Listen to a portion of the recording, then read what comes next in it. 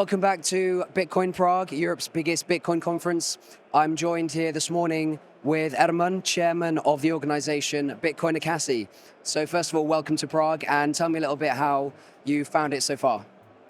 Yeah, awesome, man. Thank you. Thanks for having me. This is a fantastic conference. I haven't been in Prague in 20 years. My first time back here since 2002. So yeah, it's great to be here. It's an awesome place. I love the mix of cultures in the city. So yeah, it's a fantastically organized conference. It's much bigger than I expected.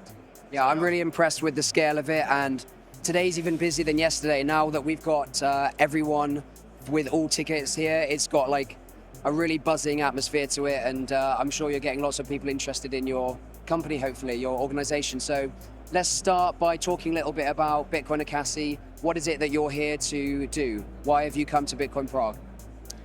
I'm here to promote the inspiration behind our project, which is the same inspiration behind many other circular economy projects. The idea being that if we want to see Bitcoin become global money, it's not only about onboarding shops, but it's about figuring out who's going to spend at those shops, who's going to be making those purchases with Bitcoin.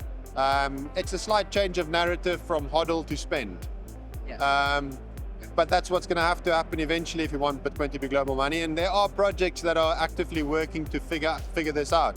How do we get that circular economy going? We got shops to accept Bitcoin.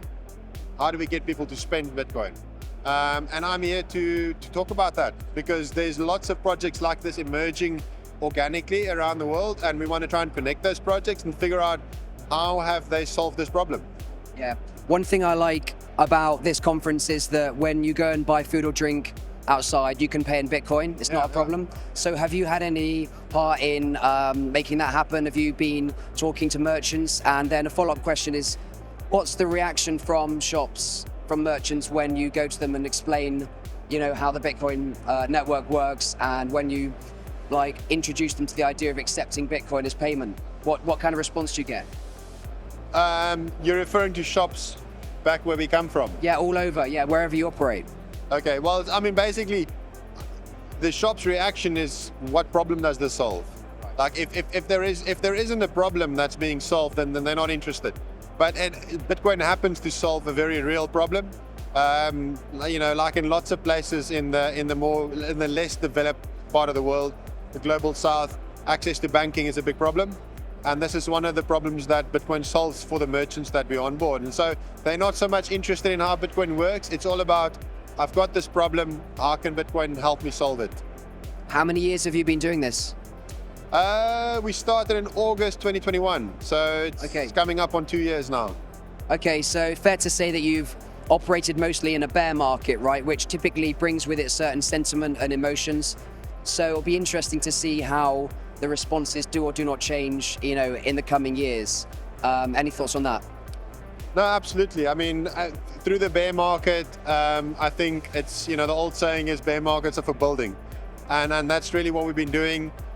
While onboarding shops and while paying salaries in Bitcoin, what we've really been doing is trying to get as much education into that part of the community that is now using Bitcoin on a daily basis. Because I know that when the bull market comes, the rest of the community is going to want to jump on the bandwagon.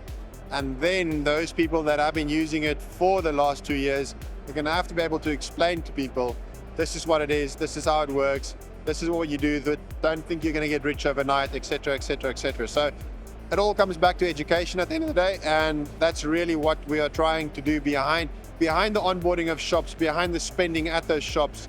We're trying to educate the people involved in that process. And that's the only thing that we can do to prepare for the bull market. Yeah, I think prepare is the key word, isn't it? We need to be prepared, and we need to use this time wisely so that when the flood comes, so to speak, we're ready and you're ready.